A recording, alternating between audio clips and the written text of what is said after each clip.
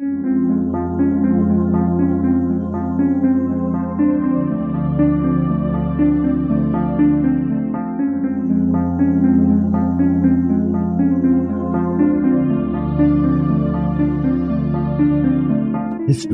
tells the story of the world and of our lives. Sometimes that history goes bump in the night.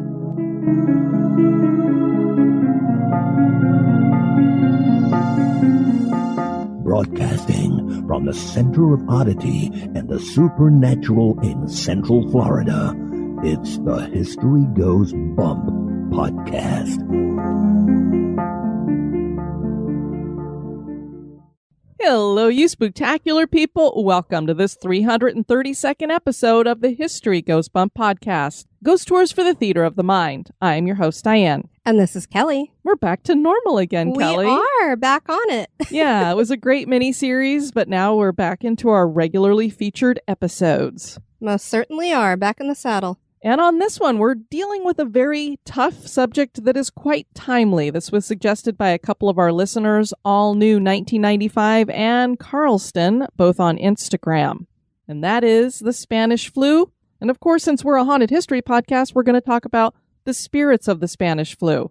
These were tough to find, Kelly. I certainly appreciated that because you were looking and digging for a long time. When you put ghosts and Spanish flu together in a Google search, you basically get these towns were ghost towns because of the Spanish flu. Right. That's about it.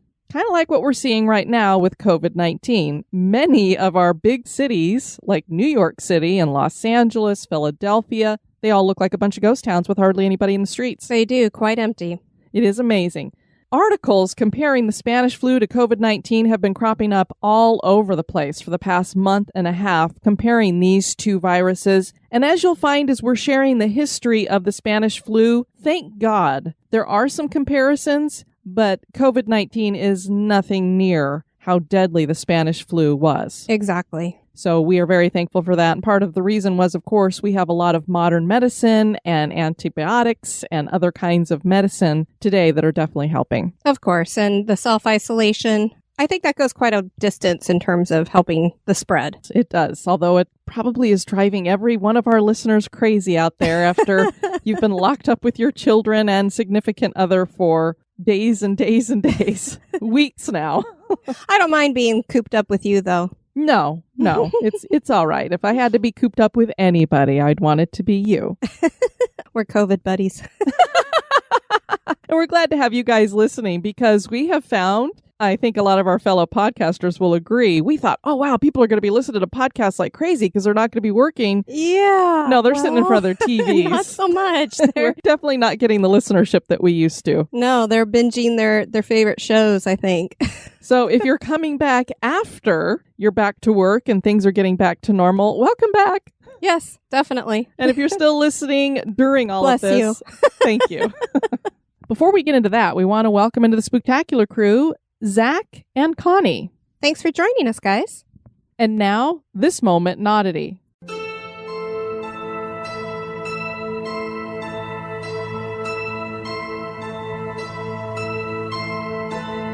The moment in Oddity was suggested by Coilette. Last week, workers making repairs to a railway route in Surrey, England, made a fascinating discovery.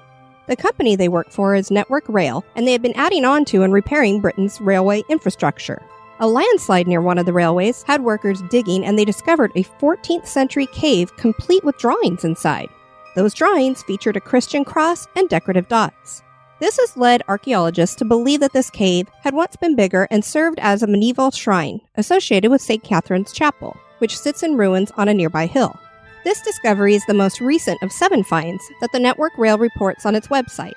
Other finds include a Victorian roundhouse, a lost plaque for the railway from 1839, the remains of Isambard Kingdom Brunel's engineering workshop, the first settlement at London Bridge, Roman artifacts from the Saxon and medieval times, and George Stephenson's notebook from 1822. Stephenson is considered the father of the railways. Finding old artifacts during construction happens quite often and is not only amazing, but it also certainly is odd.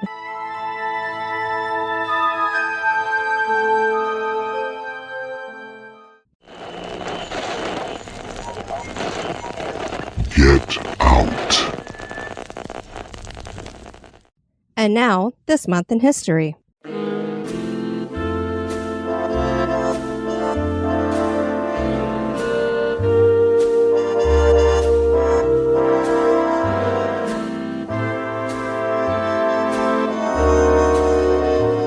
In the month of April, on the 9th in 1866, the Civil Rights Bill of 1866 was passed by Congress. This was the first federal law to affirm that all citizens are equally protected by the law. This granted blacks the rights and privileges of U.S. citizenship. Unfortunately, the president at the time, Andrew Jackson, vetoed the act. Congress passed it again to support the 13th Amendment, which was again vetoed by Jackson. But the checks and balances of our system of government allowed Congress to override the veto with a 2/3 majority. One thing that this act did not do is provide the right to vote. The authors of the act explained, "Do they mean that all citizens shall vote in the several states? No, for suffrage is a political right which has been left under the control of the several states, subject to the action of Congress only when it becomes necessary to enforce the guarantee of a republican form of government protection against a monarchy." This override of a veto by Congress would be the first time that this was ever done in U.S. history. The KKK undermined the act, and blacks did not have easy access to legal help to fight discrimination. So for much of history, they had no recourse for violations of this act.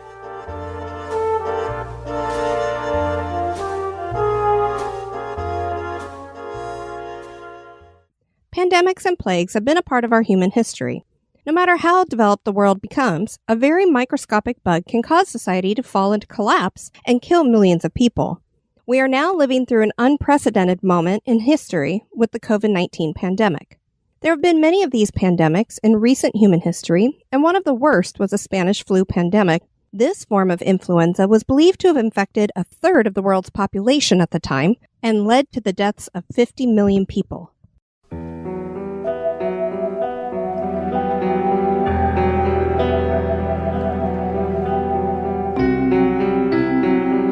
The Black Death that hit Europe in 1347 was the first time that quarantine was used to fight back against a pandemic. This pandemic killed 200 million people in 4 years. The Great Plague in London in the 1500s had laws implemented to separate and isolate the sick and their family. The greatest killer in Mexico and North America was the smallpox epidemic of the 15th century. This would also be the first virus to be cured with a vaccine. The cholera epidemic led to urban sanitation development. We as a global community learn from epidemics and pandemics. The problem with being a global community, though, is that we have an amazing ability to travel and connect, and with that, diseases spread more readily and quickly. This is what happened with the Spanish flu pandemic of 1918. The World War would help to spread this disease, making it a big global killer. More people died in a year from this than in 4 years of the Black Death. The Spanish flu did not come from, nor did it start in Spain. That moniker is misleading. This flu outbreak got that name because Spain was a neutral country during World War I, and they were the first to report the pandemic. The Spanish flu originally appeared to be a common seasonal flu that lasted 3 days with a fever, aches, and just a general feeling of not being well. This first wave wasn't really bad. This is why in 2020, we are witnessing countries that have restarted their economies and communities after tamping down their coronavirus illnesses and deaths, watching for outbreaks of coronavirus very closely, because it was the later waves of the Spanish flu that killed millions. The first reported case of the Spanish flu is believed to have happened in January 1918 in Haskell County, Kansas. The next known case was in early March 1918, and the person infected was a U.S. Army cook named Albert Gitchell, stationed at Camp Funston in Kansas. When he was measured as having a 104-degree fever, he was put in the hospital. Camp Funston had 54,000 troops stationed there, and the virus spread quickly. By the end of March, 1,100 soldiers were in the hospital, and 38 had died. So that basically was in about a month. They had that many people die, so they knew they had something going on here. And what's interesting is a lot of people probably don't realize that the Spanish flu started, for all intents and purposes, here in America. Exactly. So it's just very interesting, because we generally do name viruses after where they started.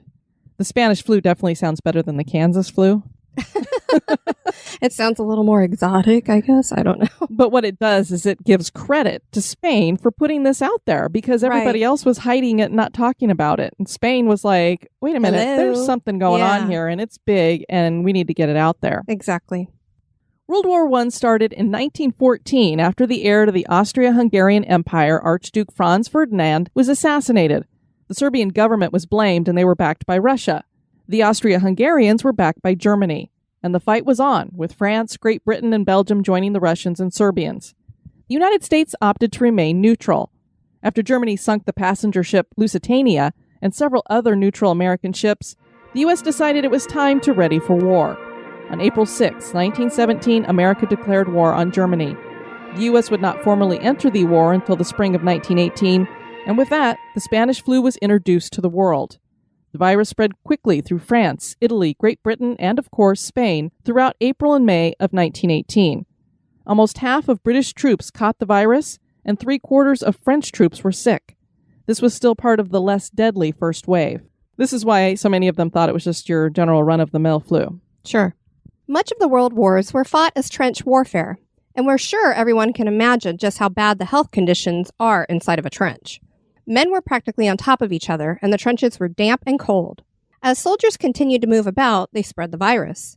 The war ended, but the Spanish flu continued. There would be 43,000 servicemen who would die. Many of these sick troops would carry what was a very contagious flu home with them, and this would be the more virulent second wave as the virus mutated. Boston was the first part of America hit with this second wave. Hospitals were taxed to their limit because so many men had come home injured with wounds or mustard gas attacks. And the really unique thing about the Spanish flu is that it was deadly for the young and healthy who were aged 20 to 40. In 2 years, 28% of Americans were infected. This depressed the average lifespan in America by 10 years. President Woodrow Wilson ended up with the flu in early 1919.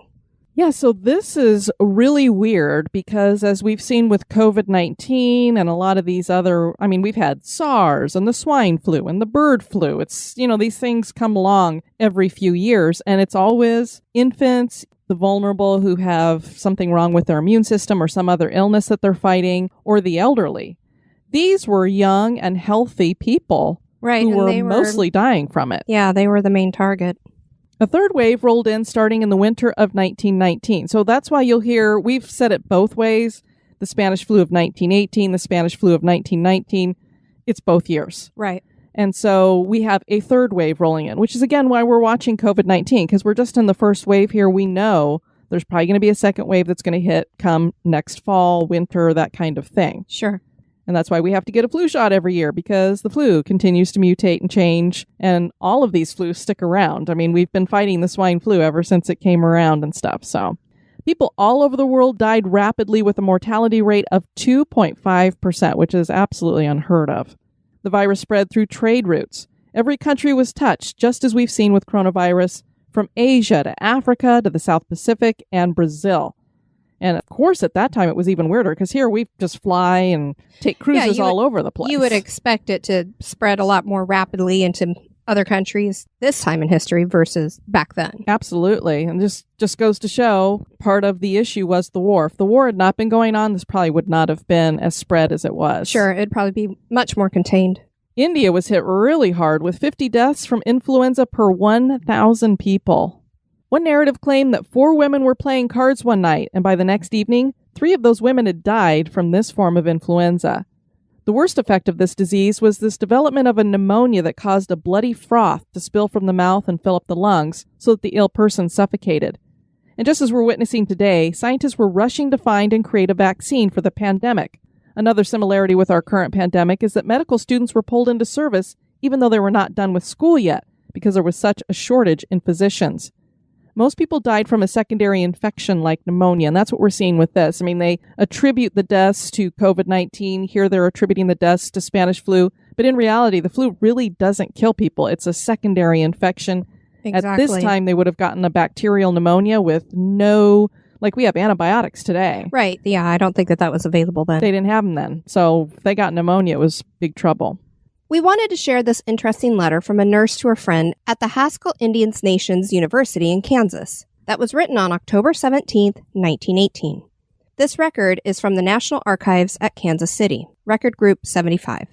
And they have a whole bunch of these. I chose this one. I just found it interesting. It's 7 pages long. I'm just going to read from the first couple of pages here. And if you follow the link that we have in the show notes, you'll be able to go in and look. They have pictures that are featuring people walking the streets with their gauze masks and that kind of thing, and lots of different letters and people who are keeping a record of what's going on. Dear friend Louise, so everybody has the flu at Haskell. I wish to goodness Miss Keck and Mrs. McKay would get it and die with it. So apparently she didn't like these two women. It's good grief. Really, it would be such a good riddance. That's and not much harsh. loss either. A little bit harsh. She has some feelings about them. Yeah, so I don't know if these were their nursing teachers or what, that she just really didn't have any love for there for sure. As many as 90 people die every day here with the flu. Soldiers, too, are dying by the dozens. So far, Felicity, C. Zane, and I are the only ones of the Indian girls who have not had it. We certainly consider ourselves lucky, too, believe me.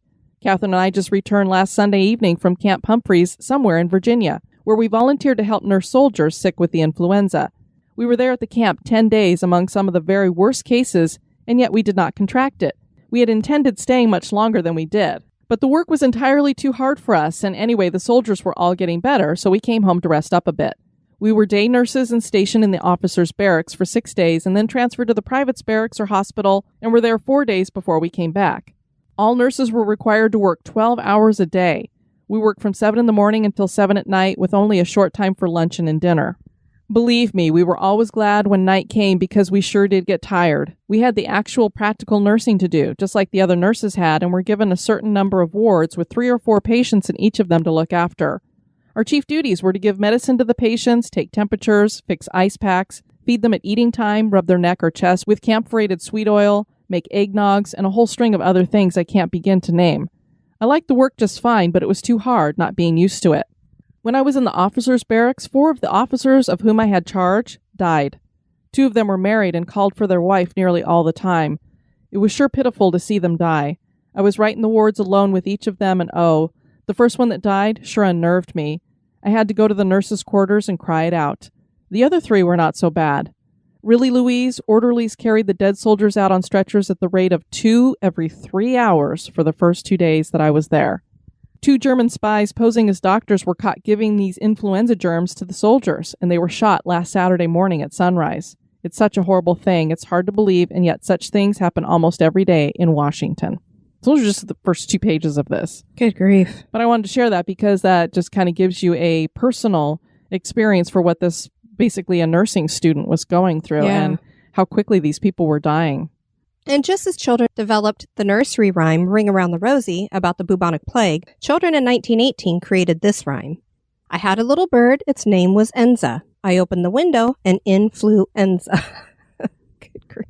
I know. It's amazing, these little things that they create. This one's a little bit more obvious what it's about than Ring Around the Rosie. A lot of people don't realize that is about the bubonic plague. Right. This one, it's pretty clear.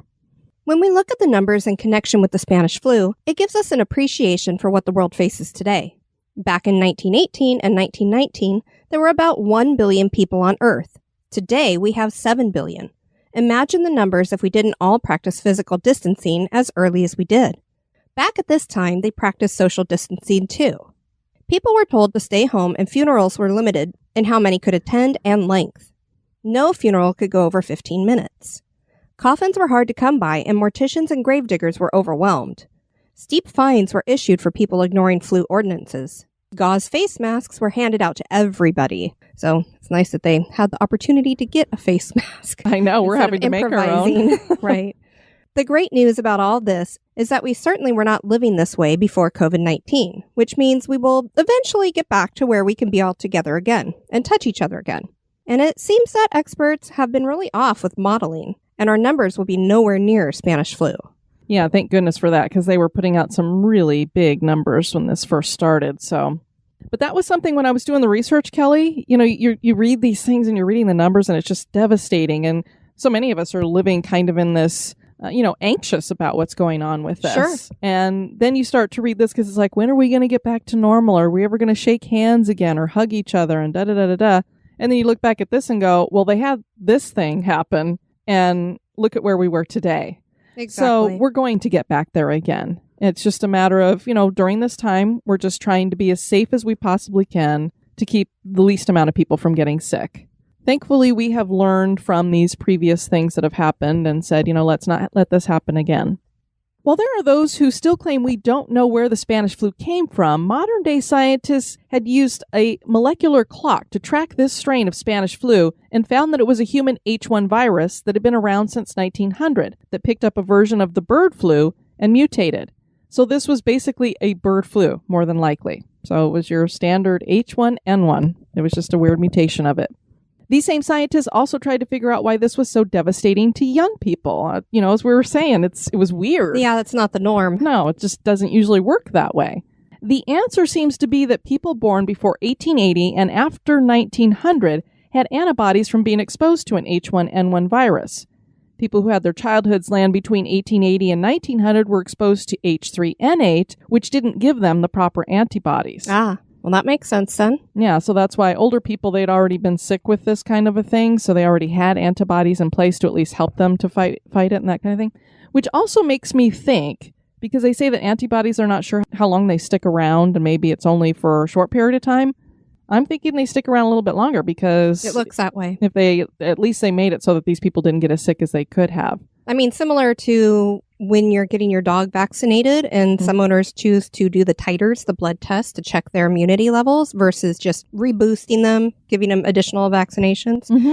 Typically, the time frame that their blood is showing that they're immune is much longer than ever expected. Wouldn't that be cool if they had a test like that for humans? They should. I wonder why they can't do that for us if they can do it for dogs. I'm sure they can. It's just a matter of money, probably. Maybe, because it would be nice for everybody to know, what antibodies are you carrying around? Because I know that's the main thing they're talking about with COVID-19 right now is checking us all for antibodies. Because you and I, we were probably we kind exposed. of think we might have been exposed because we were in the heart of ground zero in New York during this. And the first case that came out of New York was the day we flew out of there. Yep. So I would be shocked if we didn't get exposed to it in some way. We have found ghost stories when it comes to so many epidemics and pandemics, whether it be smallpox, yellow fever, but for the Spanish flu, it took some real digging. We found some spirits connected to the Spanish flu, and the first place we started is where the flu first got a solid foothold, and that was Camp Funston at Fort Riley in Kansas. This was the largest of 16 temporary military quarters, as America ramped up to enter the Great War. This was a strategic site because of the central location, and construction was begun on July 1st, 1917. This was not only a training camp, but also a place where conscientious objectors were taken for detention. There are around 1,400 buildings that are today used as temporary housing. Camp Funston ceased to exist officially in 1922. The Spanish flu spread through the camp quickly, and a field hospital was set up. Many of the soldiers died, and it would seem that one of them is still around in the afterlife. This spirit was first seen by a public works employee, and he knew he was seeing something unusual because this man was wearing a World War I uniform. The worker had been sent to the former camp to work on a downed power line in the middle of a snowstorm. He was near a building that had served as the old World War I gymnasium, and the figure was wearing a heavy wool overcoat and had a rifle over his shoulder. He was pacing as though on guard duty. Even though the soldier looked out of place, the worker still believed that this was a real human, and he decided to share some of his coffee with him. The soldier had disappeared, and even though there was snow on the ground, there were no footprints where he had been. Now, perhaps this was residual, Kelly. Sure, could have been. Obviously, he's wearing a heavy wool overcoat and has a rifle over his shoulder, so, I don't know if ghosts can choose what they wear or put something on if it's a little chilly out. But he wasn't responding to him either. So no. It wasn't like there was some type of intellectual interaction going on. No, and I don't know that there could have been because it was kind of at a distance. And so Right, by the time that's he true. walked over there, he's like, where did he go? And then he's looking in the snow and going, wait a minute, there's no footprints. I know I saw somebody over here. He was more of a tea kind of guy. Maybe he was. He's like, I'm off duty. I'm just trying to figure out how he didn't make any footprints. But others have seen a World War I soldier too, and the only reason one would have died here, I would think, would be because of the flu. I mean, they had so many who died there, and this gymnasium would have been used for sure as some kind of a barracks hospital kind of thing with a bunch Certainly. of cots laid out. The likelihood of this being a Spanish flu victim is very high. Maybe not, but I'm leaning towards that's probably where he came from. I would imagine. The Great Lakes Naval Training Station was opened in 1911. It started to ramp up activity and recruiting in April 1917 because of the Great War. Conditions at the camp were rough, with many recruits sleeping in tents on muddy fields. The first reported case of Spanish flu here was reported on September 7, 1918, when the sailors were transferred from Boston. And remember, Boston is when the second wave comes. Exactly. The way the Naval Training Station was set up, many people came here for events, and there were many civilians who worked on the base. The virus spread quickly. The Chicago Reader reported one recruit, Harney Stover, writing home. It begins with high fever. Most get real weak and collapse. I probably will get it. I don't think I will be very sick. But recruits did get very sick, and many died. The Great Lakes Naval Training Station became the beachhead of the epidemic in Illinois. There was not enough medical personnel to go around. Many were worked practically to death, and they fell ill. By October 11, 1918, the station had recorded 9,623 cases with 924 deaths. That was basically in a month. They had 924 deaths there. That's pretty scary. So that's how quickly that spread.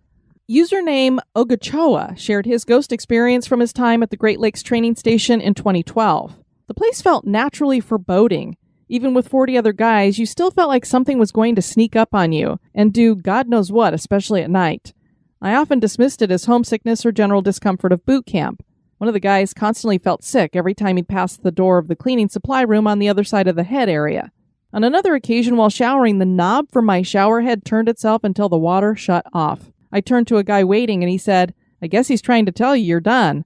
I asked who. He said, "The ghost." And then he laughed it off. I guess they all knew what was going on there. One of my watchstanders, a very intelligent, level-minded recruit by the name of Parker, accompanied me on what was nearly the last of our watches until graduation, the midnight watch. It was just past midnight. He took the forward part of the compartment, and I took the aft back of the compartment. Armed with flashlights, guard belts, and canteens, we were ready to take on anyone. I remember peeking out of the back window, which led to the fire escape, to ensure that nobody was paying us an unpleasant visit. I glanced over my shoulder to see who I thought was Parker, and I turned slightly and said, "Parker, get back forward." Whatever was there kept walking past and vanished into the back wall before I could see what it was. It made no sound at all. I was completely freaked out at this point. I moved very quickly to the front to tell him what had happened, only to hear Parker scream and come running out of the head like a bat out of hell. He said, I saw it. He said he was doing a routine check of the cleaning supply room when he opened the door. He saw a recruit standing there just huddled in the corner, staring off into space. He wasn't wearing the proper uniform, which was odd. I imagine it was a World War I uniform? I would expect probably so, especially since he freaked out so bad. Parker thought it was a joke until the recruit had vanished into thin air. After that, neither one of us could sleep. Now, perhaps there'd been an accidental death or two that led to these hauntings, but with the record number of deaths here from the Spanish flu, we'd be willing to bet that these hauntings are connected to victims of that flu. HGB covered Schuylkill College in episode 196 back in 2017. The most famous ghost that haunts the college is said to belong to Helen Esther Roberts. She was only 18 and the daughter of a furniture businessman. The furniture business was actually a generational family business. Helen had suffered from scarlet fever in 1914, and it is believed that this left her more susceptible to disease, and she died on October 19, 1918 from pneumonia caused by the Spanish flu. She hadn't even been at the college for a month. The Evening Gazette reported on October 23, 1918, Miss Helen Roberts of Strawberry Point, who died last Saturday at Voorhees Quadrangle from influenza, was buried Monday afternoon at Strawberry Point. Miss Roberts was a college freshman at Schuylkill College this year. Mr. and Mrs. H.L. Godfrey of this city accompanied her parents, Mr. and Mrs. Charles Roberts, to Strawberry Point when they returned with the body. Professor and Mrs. Chaz T. Hickok and Mr. and Mrs. S.N. Harris motored to Strawberry Point Monday afternoon to attend the funeral. As is the case today, back at this time, the college quarantined 6 students, and this was on the second floor of Voorhees Hall at the college. And that is where stories of hauntings were reported starting about a year after Helen died. Her parents had donated a grandfather clock from their furniture business to the Voorhees dorm at that time. Most of the haunting tales were connected to this clock. It would go off mysteriously at the time of her death. Interesting. Many students reported seeing the apparition of a girl wearing white, wandering down hallways and then disappearing. The room that Helen had once stayed in was reported to be haunted too. Pounding noises in here awakened residents, and some girls would become so scared that they left the rooms and opted to sleep in the lobby. Some years ago, a group of students held a seance to summon Helen. They got answers on their Ouija board for 2 of the 15 questions they asked, but Helen never did actually appear to them. Now, this grandfather clock has been moved all around. They took it out of the dorm, they put it back in some offices, then they put it in another student area. I think it's back in Voorhees. I'm not for sure. I've heard lots of different stories about it or whatever. Mm-hmm. I did have, my former niece had gone to College, and she had a ghost experience there where she was awakened in the middle of the night. She was staying in her dorm room by herself. Her dorm mates were gone for the weekend, and a female face was screaming in her face. That's a little scary. Yeah, she was terrified. And I love grandfather clocks, but... Yeah, I mean, I don't want them going off because there's a ghost attached to them. Right. I might have to take a hard pass if I was offered that particular clock. Pennsylvania was one of the hardest hit states in America. Schuylkill County road crews were working to widen the highway just south of Schuylkill Haven when they made a ghoulish discovery. Several human bones were found that were believed to have belonged to 3 people, and there were also some coffin nails, indicating that coffins had once been buried here. The bones had been here for over a century. The area had been a coal region, and it was hit hard by the Spanish flu. There were no doctors in town, so they had to be called in and residents were quarantined. The losses were heavy, and soon the bodies were piling up faster than pine boxes. Back in the day, when this was the case, many bodies would just be buried in unmarked mass graves. And that is what people believed this area was, a large mass grave of victims of the Spanish flu. Yeah, for many years, they had stories where people would talk about there were mounds there that they would play around in the kids and stuff. As those stories carried on, they're like, I think that really was a graveyard there. Wow. This was reported by DD on the Ghost Sightings website. Part of Schuylkill Haven has been in the news in recent times. Yes, close to the alms field where the bones were found by the highway construction. Our house was built in the late 40s by a business owner of the area. From the time we moved in, the air was, shall we say, off a bit. My wife was folding laundry in the basement when she looked at our daughter across the room from her. She was looking at the window up and behind my wife with tears running down her face. When asked what was wrong, she said, "There are 2 young girls looking at me through the window." When asked to describe them, she described the period of dress and hair from the early 1900s. It only got better from there. You can hear walking, names being called, a shadow that comes down the stairs and out the front door, a particular orb, and being touched to the point of marks being left. When activity gets unnerving, I go to the basement and read them the riot act. For those of you who do not understand, this is my house. They are the guests, and their actions towards my family determine if they are welcome or not. To me, I have no problem, but to scare my family, I have an issue with that. Those girls I mentioned have been seen in the house at various times as well, mainly in the back room. It's really freaky when you pass a doorway and there's a girl sitting cross-legged on the floor you've never seen before, and then she isn't. As I worked a second job returning home after 1 a.m., my oldest would wait till I returned home before she went to sleep. Yes, she was scared. Knowing she was in bed for the night, I went to get a shower. From upstairs, I heard her come out of her room, walk to the kitchen, and get a drink of water. I heard the water turn on, then off, place the glass in the sink. We have a stone sink, and the glass makes a distinct noise when being put down. Then she'd walk back up to her room. Good, I thought. She's in bed. Getting ready for work the next day, she came out of her room and said, "Please tell me that was you in the kitchen last night." I responded, "No, I thought it was you." Well... My daughter was in her early 20s, home from college for the summer. These are but a slight glimpse of what happens in our home. So I'm believing, since they pointed out the fact that they are right next to where these bones were found, that they believe these 2 girls that they're seeing in the house are related to some of these Spanish flu victims. I would imagine so. Now, of course, we could be just really stretching to try to equate these spirits to the Spanish flu. The Spanish flu. But this really was, I mean, it was very difficult. Helen was literally the only person I could find that we had a specific, this person died from the Spanish flu, and they are said to be haunting this location. Right. I think our guesstimating that these people are connected to the Spanish flu is probably right on. I would imagine. There were many mass graves dug all around the world, and there's no doubt that these spots more than likely harbor a ghost or 2. The Spanish flu was the most horrific pandemic for centuries. It left 50 million people dead. Catastrophic numbers like that make it easy to believe that there are ghosts connected to this event. Many of the victims were those in the prime of their life. Are their spirits connected to the Spanish flu? That is for you to decide. Well, Kelly, we hope that everybody continues to stay safe and healthy during this time. Yes, be well, everyone. We'd love to have you guys check out our website at historyghostbump.com. And if you want to send us some feedback, you can do that at historyghostbump@gmail.com. We did get an email from Dana. She said, hey, this is going into the Wayback Machine for you guys, but I was thumbing through your past episodes on Stitcher and I came across your Fairy Plantation podcast. I lived in the Pembroke neighborhood your guest mentioned from 1973 to 1986. My friends and I were all over the area and I had no idea there was a colonial era building there. There was a rumor amongst the kids in my neighborhood that there was an old woman who lived down that road who would shoot anyone who was trespassing with a salt gun. A salt gun. Or assault. Like salt. Automatic. S-A-L-T.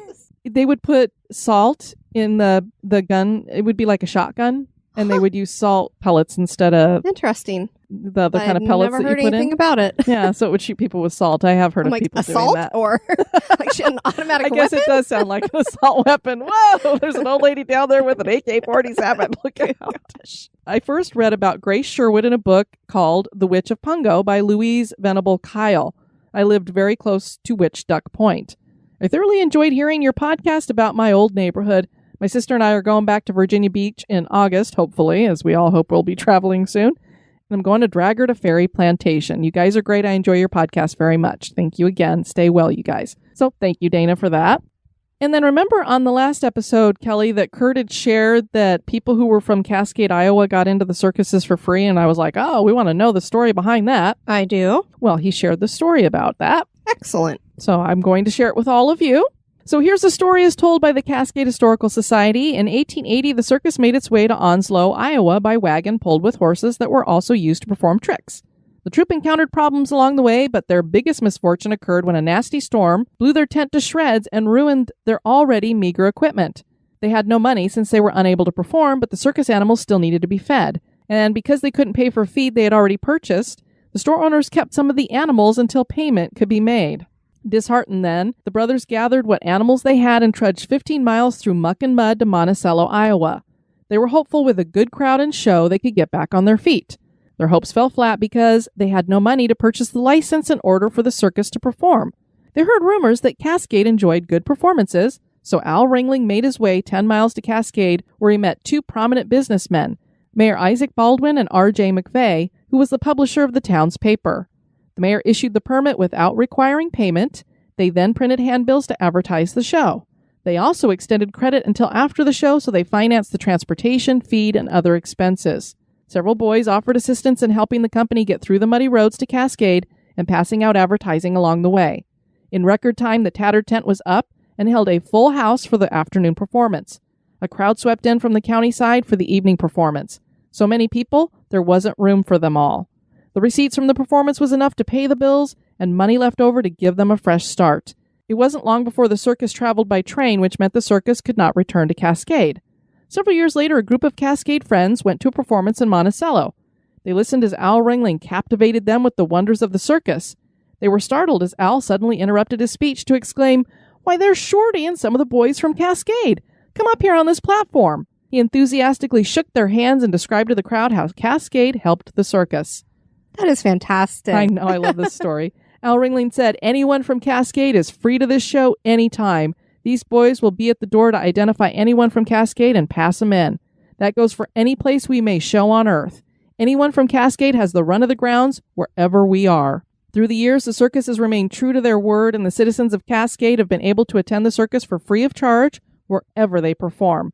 I live in Cascade, so someday hope to find out for myself. I love that so much. I do too. And now that the circus is supposed to be coming back, hopefully after all this, Exactly. you'll get a chance to find out if that's true. Well, we want to thank all of you guys for listening to this episode. I've been your host, Diane. And this has been Kelly. You take care now. Bye-bye. Bye-bye. This episode has been brought to you by our executive producers. Dispatches from the Grave Digger. We'd like to thank Corinne Musk for her one-time donation, and we want to welcome into the cemetery Rhonda. You're going to be buried in a chest tomb. Thank you so much. You can find History Goes Bump on Spotify, iHeartRadio, Stitcher, Apple Podcasts, Pandora, Google Play, and anywhere you can listen to podcasts.